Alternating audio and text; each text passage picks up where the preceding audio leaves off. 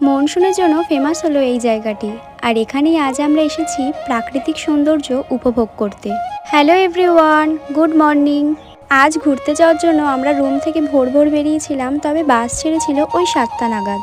বাস ছাড়ার সাথে সাথেই আমাদেরকে দিয়ে গেল গরম গরম চা আর ব্রেকফাস্টের জন্য এত কিছু। আর তার একটু পরে এসেই মিষ্টি লিচি ড্রিঙ্ক আর দুটো লজেন্স দিয়ে গেল। আজ আমরা যাচ্ছি মালসেজ ঘাট, আর এটা রয়েছে মুম্বাই নাসিকের খুব কাছেই। বাসে যাওয়ার পথে আমরা অনেক আনন্দ করেছি, আর এখন প্রায় মালসেজ ঘাটের কাছাকাছি চলেও এসেছি। পাহাড়ি রাস্তা, ঝর্ণা, বৃষ্টি, সাথে এরকম গরম গরম চিকেন পকোড়া, বেশ দারুণ লাগছিল।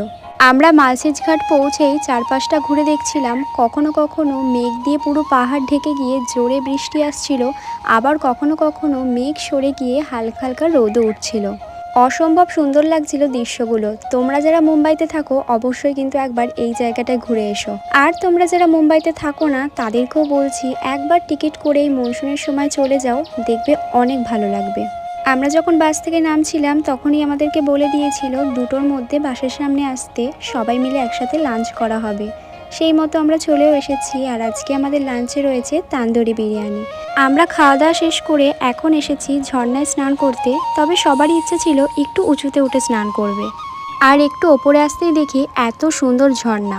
এত সুন্দর ঝর্ণা দেখার পরও আমাদের সবার মন চেয়েছে এর ওপরে কি আছে দেখবার জন্য। ওপরে উঠতে তো অনেক কষ্ট হয়েছে, তবে পাহাড় যেহেতু ভালোবাসি, এইটুকু কষ্ট করাই যায়। আমরা এখন অনেকটা উঁচুতে আছি, আর চারপাশে রয়েছে মেঘাচ্ছন্ন পাহাড়। আজকের দিনটা অনেক আনন্দের সাথে কাটালাম। এবার আমাদের ফেরার পালা।